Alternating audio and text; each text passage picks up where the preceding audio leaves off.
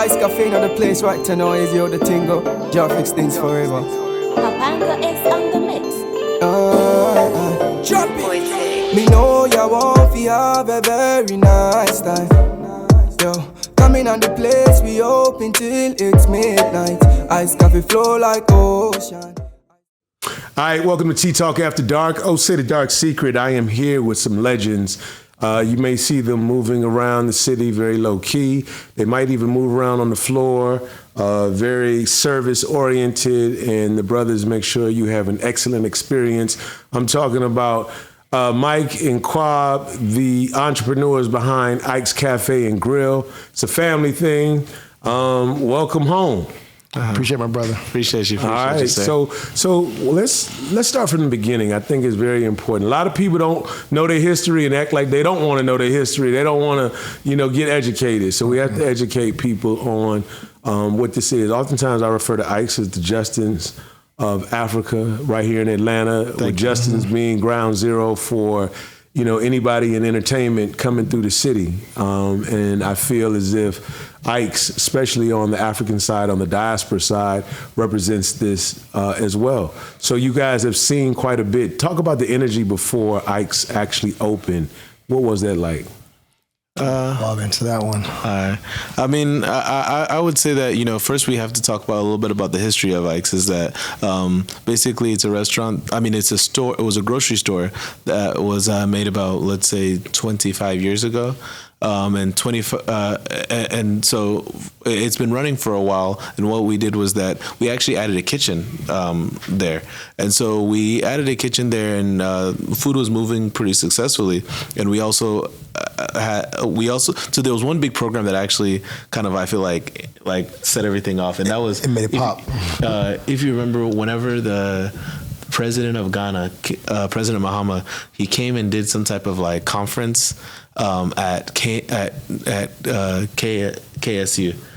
Kennesaw State University.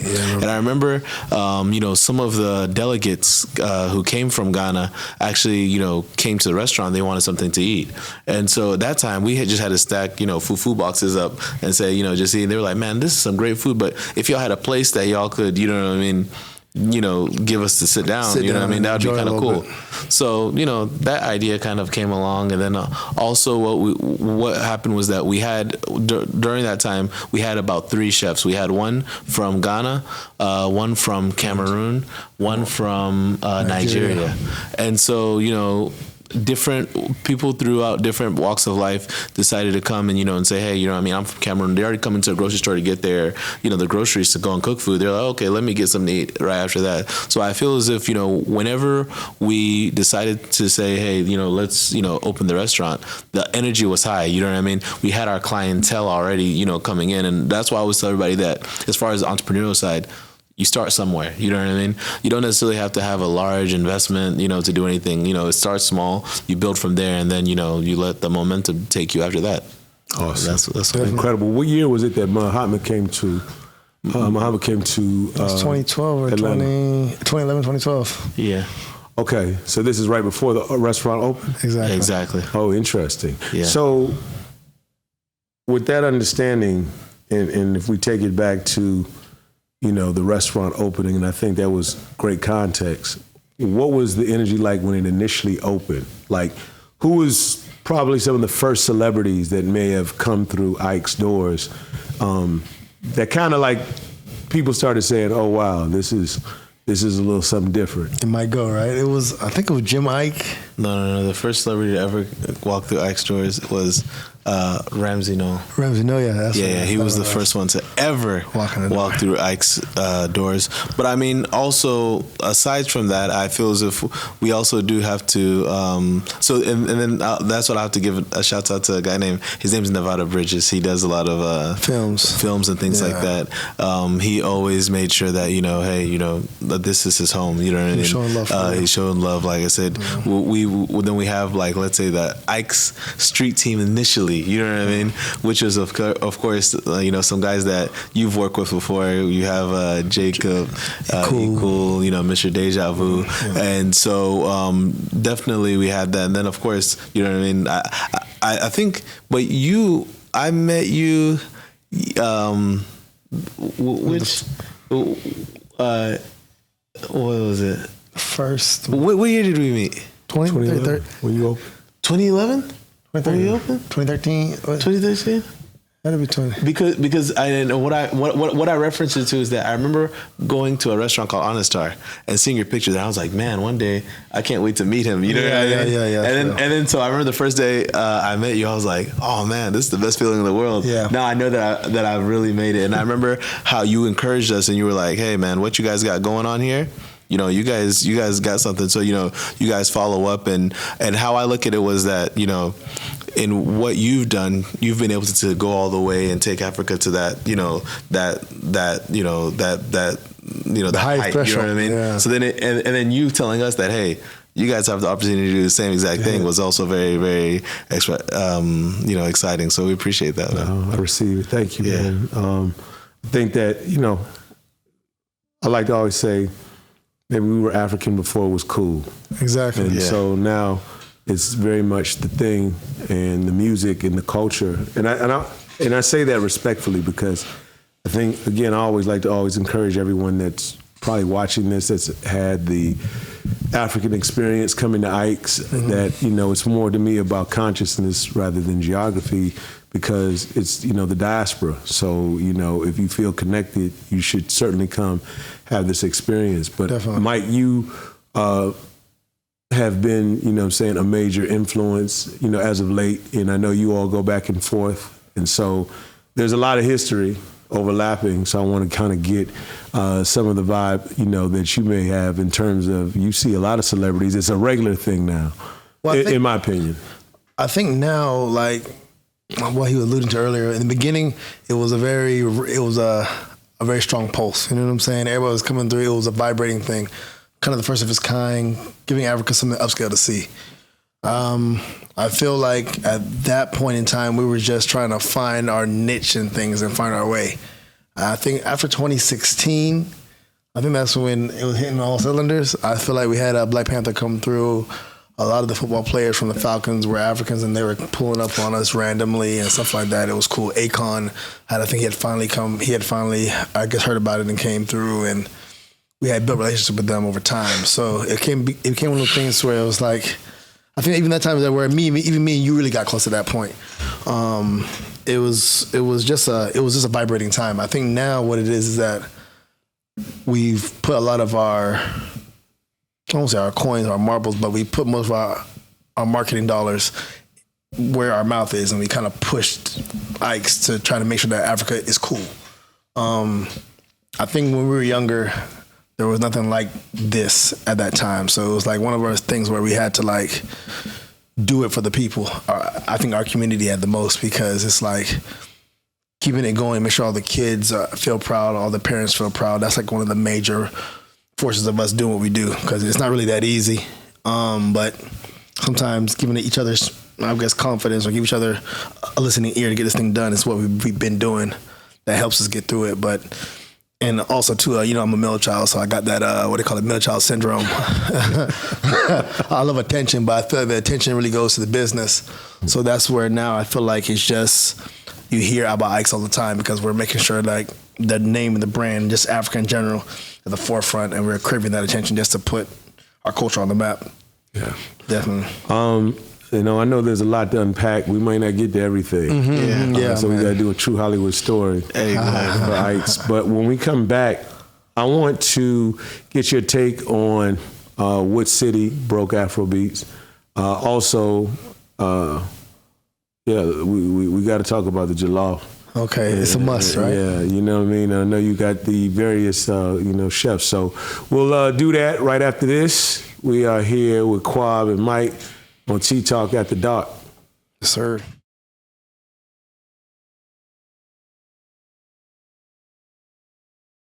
Yeah, some of this in there. Tea Talk After Dark. Osei the Dark Secret, and here with the visionaries behind Ike's Cafe and Grill, one of the first African-oriented restaurants in the country, and on a level. I mean, you know, we know there's Africans that are doing their thing everywhere. We love you. We salute you. Kansas City, For instance, I mean, African influence it's a very interesting thing, and I say that because I always call Nigeria the New York of Africa, right? So whatever city I go to, I look for Nigerians first because I know someone's probably, gone there, set up shop first, knows the lay of the land. You kind of infusing the cuisine and having different chefs from different places. Obviously, that was on purpose. So tell us a little bit more about how that came about, why you knew it would work, because it seems like to this day it really works, but just an understanding for people who have experienced it and haven't. Exactly. I mean, I'll go on that one. I think that one thing that I think that it comes from or is derived from is from, really having the African grocery store. One thing about it is that, when we had the store, one of the unique things about the store was that we just didn't cater to just maybe Ghanaians, just maybe Nigerians, just maybe Cameroon. We had foods from every walk of life and just for everybody. I mean, even we were serving things like, Caribbean meat pies and different things like that. So one thing that we did realize at times that anything that you do, we still have to appeal to our customer base, and our customer base is not just a specific ethnic group or a specific region of Africa. And so I think that also spills over into the restaurant. We were doing, and there's certain foods that throughout West Africa is transferable. I think every country eats plantain. You know what I mean? I think everybody eats, rice. You know what I mean? So I do think that, starting from the store and, the grocery store and, catering to every part of Africa, had a big deal to do with that. I don't know. What do you think, Mike? I think the formula was basically the store also. I just feel like when you got to the store, even if you're from Ghana or you're from Nigeria or from another country, East Africa even, you learn things by just even walking the aisles. You know what I'm saying? Couscous. I got a good feel for where it was from, how it was made. Gary, you start learning there's a Nigerian version, there's a Ghana version. You start seeing that there's variety even in the food. Yeah, so, there's a Gary that you drink. Yeah, there's a Gary that you use to make food. You soak. Yeah. So it's like those things that you kind of learn over time, and you realize when it comes to the restaurant industry, that same formula kind of applies. We might all eat similar foods, but how it's eaten or how even the name for it is different. But technically, when we sit at the table, we're all eating the same thing, right? Yeah. So that's kind of like just like one thing. It's kind of like sometimes you can even pretend to be like let's say like maybe a prophet. It's like, let me guess, at your house you used to eat corned beef and that corned beef's name was Exeter, you know what I mean? Or, oh, you had sardine, right? And that sardine is called Titus. It's Titus, you know what I mean? Or let me see, you had something in the breakfast and it happened to be Milo. Not Milo, maybe it's Ovaltine. Oh yeah. And I do feel as if Africans, you know what I mean? No matter which part of Africa, there's some things that are the same that we all connect to. Exactly. Yeah. So relatability for sure. Yeah, exactly. I know that you all have started to incorporate some vegan or vegetarian options. Is that going to really expand now? It seems like it's been a thing, and I see even on the African side, I know I appreciate the menu, indeed, and I know that that's something that's big out there. Is that going to be something in the future that stays?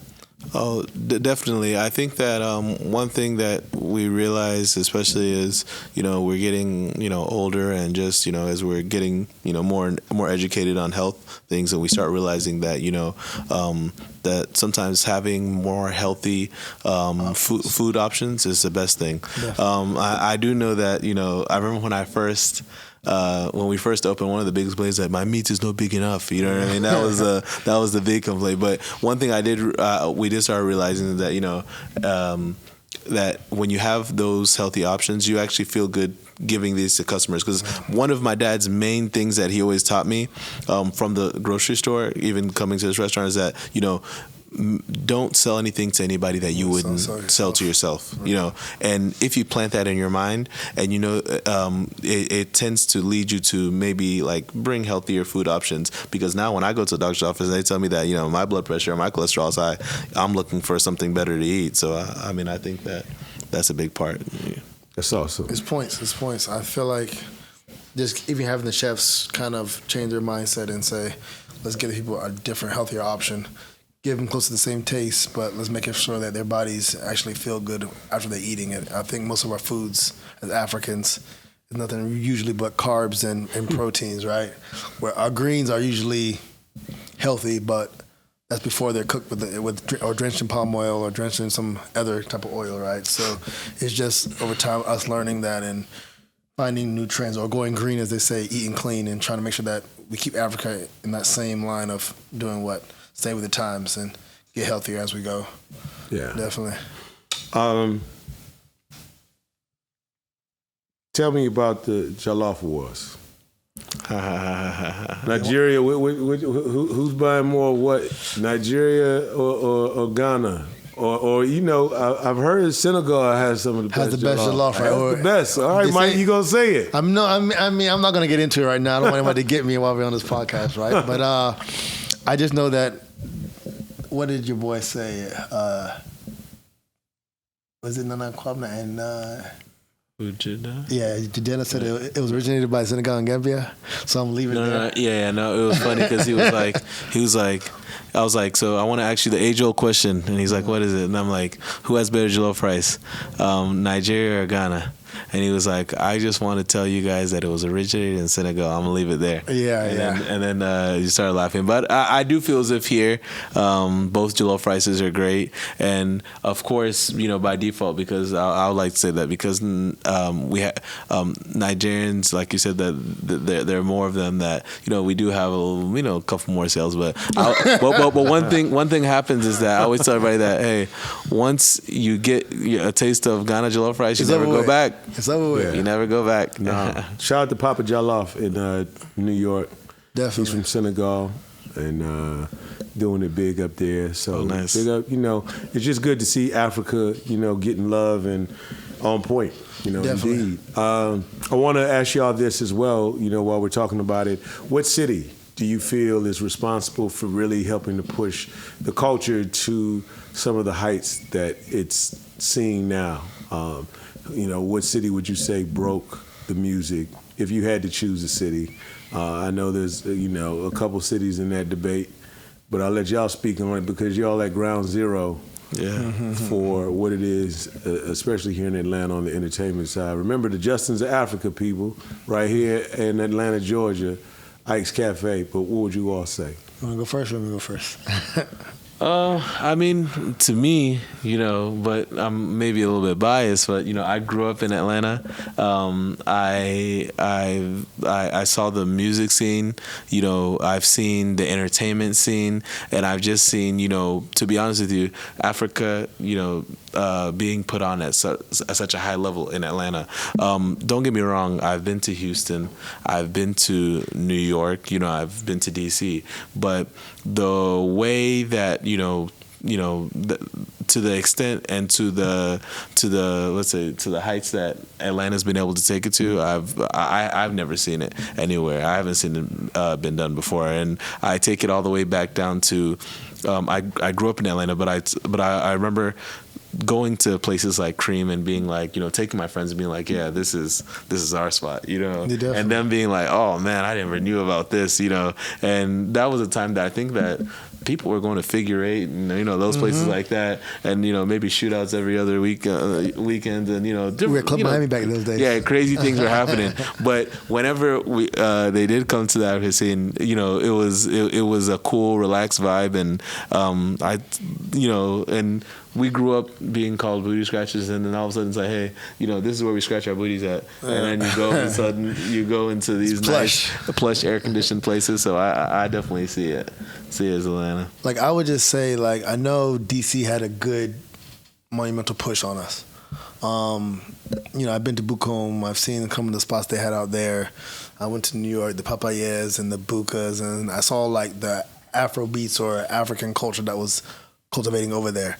But when you think about Atlanta, of course, I'm going to be a little biased because I'm here, right? But let's be honest about the situation. This pandemic even kind of showed our power. All the other cities were closed down, right? But everybody who came to Atlanta, when you hit our African scene.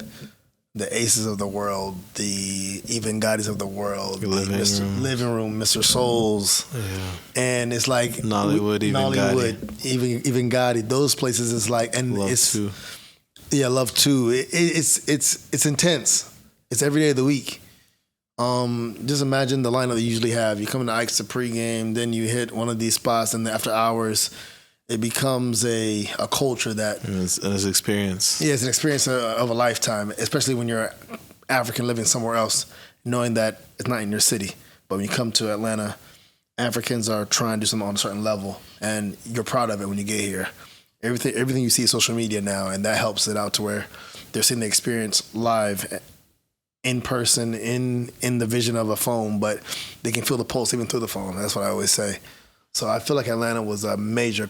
And I would also say this, that I felt as if whenever I went to New York and I went to DC and these places, I always saw a lot of places where Africans did events. But I do think that we have to give some credit to some of the African owners of clubs. You know what I mean? Definitely. And of actual establishments that were here. And that's what I do remember. That I can go to this place and I'm like, okay, Africans actually own, this particular That feeling spot. is something that's, not to even pay back on what he said, but let me just tell the truth. Africans running places, especially in the city, is inspiring. 1145, just like I met everybody who came in and you're watching them actually from the ground level up. Metro Fusion back in, that was like the first place I felt like that was in the city, and we were like, okay, this thing is possible. It kind of even helped us out when we were coming up with, okay, nobody's doing this thing has two heads, right? They're all doing it just staying to the ground and pushing.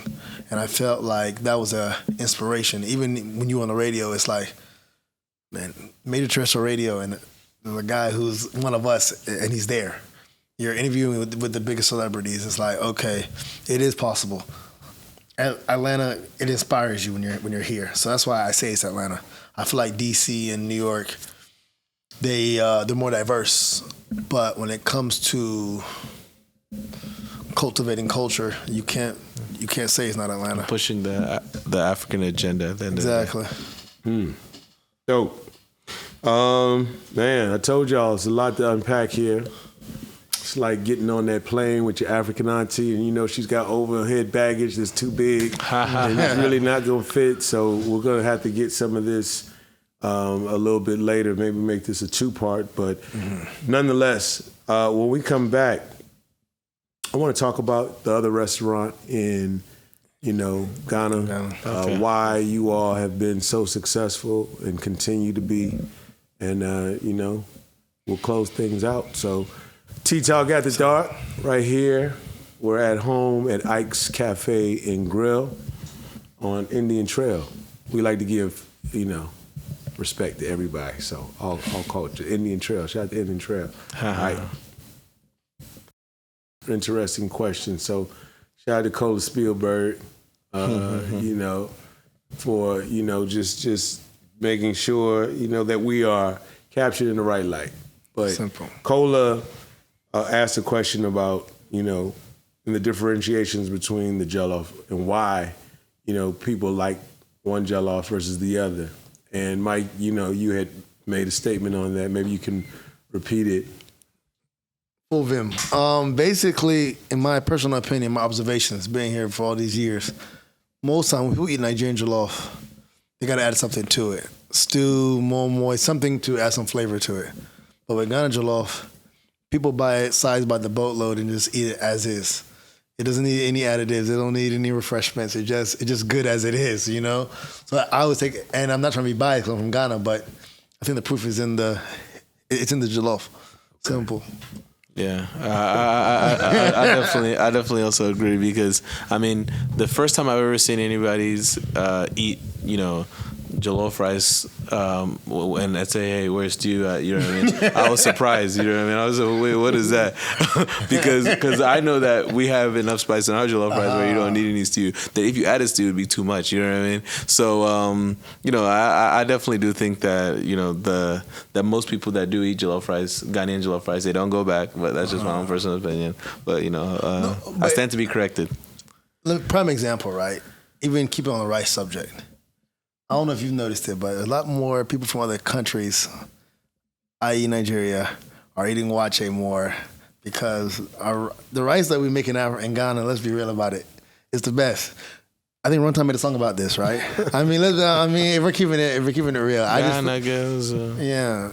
Sweet as shit told now. I'm like, it makes sense. So I mean, of course it's gonna be my biased opinion, but I feel like there's some truth to it. Everybody knows there's facts. And then also, right, you have to ask yourself, right, who eats rice more in this world? I would say Chinese people eat that, and you know their choice of rice that they probably prefer jasmine rice. So simple. now think about it, right? We're falling from the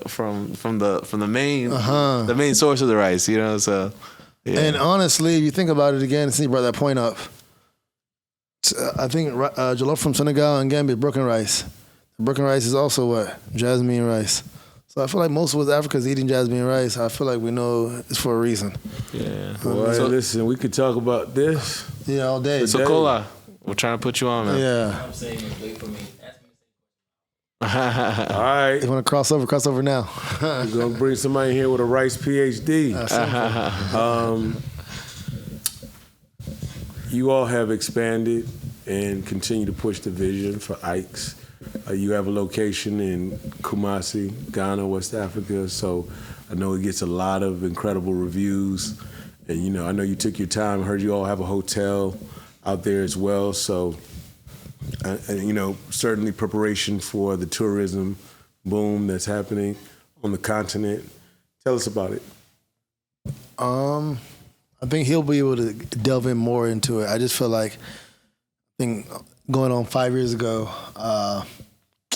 we were at the house one night, and him and my mom were just telling us that they got another idea they want to do, another vision, but they wanted to move to Ghana. I know he'll probably try to downplay it, but they have visions about stuff like this, and we just like, hey, if y'all feel it, let's run with it. And they moved out there in the hot, blistering heat, and we were just like, okay, well, if you guys feel it's going to work, let's just try and see. I felt like how we make Gwinnett a premier African hub for ourselves and put something here for our culture, it needed to happen in our home base of Kumasi, Ghana. So when they said they were going out there, I think the rest of us were like, "Are you guys sure?" You know, it is sweet in America, but but it was one of those things where we had to support the decision, just like as a family. It is a family business, so whether wrong or right, whether good or bad, we're gonna just keep pushing as a team. And then I think they were there for about a hot 8-9 months, and then progression. They're sending pictures and videos. Look, man, we're doing this. We're doing a catfish pond. We have a... So there's a catfish pond at the location. Basically in the middle of the I'll restaurant. say that for everybody that doesn't know. Yeah. So in Ghana, you can, choose your own catfish. Yeah. Point and grill. There you go. Point and grill. Yeah. Awesome. Normally in Ghana, we say, normally in Africa, people know it as point and kill, but for... anybody who's on PETA or anybody who's... we just call point and grill. Okay. Understood. Yeah. That's awesome. It's great to see the vision, going home, keeping the diaspora connected, certainly to what's happening here. I know Comerica is going crazy. Shout out to Reggie Rockstone. Definitely. Shout out to also, just in terms of some of the OGs, when you mentioned DC is where I came from to Atlanta. So Sabina, Justice over there at Bukum Joe, just their whole, family. And it's interesting, because, again, I hadn't been here, and to see you all open again, I know, like, DC is just a different vibe. So, that's where I cut my teeth and really, brought everything and made me what I was in terms of media, radio. So it's a pleasure and an honor to definitely talk to you. I hope that we probably need to do a part 2. Definitely. Some other things. We have to pack some stuff. Yeah, right. I got a lot of package. Yeah. And, lastly, close us out. I know you guys both go back and forth. And, Kwab, I know you spend a lot of time even living back home. Yeah. So if you could just give us something briefly on that, to share with everybody that's listening and watching. Okay. I mean, like I would say, like my brother was saying, at the very beginning of it, it was a thing of everybody, a lot of people were skeptical, you know what I mean? People were like, going back to Africa, but I do think that, going back there, of course, with the, support, and I always tell everybody this, that, because it's a family business, without whether it's my brother, my sister, my mom, my dad, like literally I can't go anywhere because I would need to still be here at Ike's Cafe and Grill to make sure that things go on. But because we have that network, everything went well. And so when we went there, to me, to be honest with you, it was kind of like an experiment, right? Okay, we did it once. Can we do it again? You know what I mean? And again, the lucky thing is that we kind of have a formula from here of saying that, hey, this is Ike's Cafe and Grill, and we're trying to show culture at its best. Can we do that also in Ghana? And so we went there, and I think that everything went well, and everybody has the role that they play. I'm here, I'm might be the guy that's always smiling, walking around, but guess what? I can't make any drinks, and that's where he comes in. He's more creative, on the creative side and things like that. So I feel as if us all having an opportunity to go there and add what we want, what we can to the whole entire the formula and establishment is what makes Ike's Cafe and Grill. It's never just one person's mindset. Definitely. I think that's what makes us like a 3-headed monster, a 4-headed monster, a 5-headed monster. Is that even once you cut one head off, you know what I mean, we're still going. So I think that that's what we've kind of brought to, I think, Kumasi, and we're just building off of what you guys have left for us and the legacy that you guys have left, and we're just trying to take it to the next level too. So we appreciate you, sir. Shouts out to you. And the Ice Cultural Village now. Don't forget the village. Oh yeah. The village now is it's 10 rooms in, 11 rooms in. It's a boutique hotel. Yeah. That's giving you the indigenous feel, but it's modernized to where you have all your American amenities in there. The Ike's Hotel, the 55 room one is on the way. Should be done by the end of the year or the end of next year, or midway next year, fully completed. So by the time the airport opens in Kumasi, the international airport, y'all have a place to stay that's on a massive level for y'all. Yeah, y'all will enjoy it. Yeah. Oh man. Okay, we're gonna close things out. I gotta shout out Rita Streeter, my sister Rita, for she brought me here many years ago to meet your mom. Yeah. Before you all opened. It's a real plug. Yeah. Wow. So yeah, shout out to mom, shout out to Rita. You know what I'm saying? Love you, sis. And shout out to Matilda. You know, just so many people in terms of bringing this together. Ahi. And, I'm just kind of speaking to the history of how, I feel connected and it reconnects. So there's a lot of different tentacles. And shout out to Mike, cool ass Mike. You know what I'm saying? Because, Mike is, a visionary. Yeah. And I've worked with him quite a bit. And Kwab, obviously, you're OG back and forth. So, we give thanks, man. And I do got to give Mike his credit on, he was the T-Talk After Dark, man. Mm-hmm. So it's important to just know that. But we just want to tell authentic stories, man, and keep it, 100. At least, I feel like that's part of my purpose in this whole story. So with that said, we'll see you next time. T-Talk After Dark, reporting live from Atlanta, Georgia, Ike's Cafe and Grill, Indian Trail. Shout out to the natives. Amen. Yeah.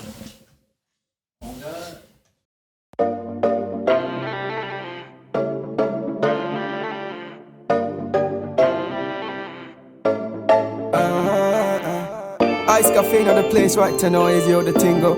Job fix things forever. Papanga is on the mix. Jump it. Me know ya want fi have a very nice time. Yo, coming on the place we open till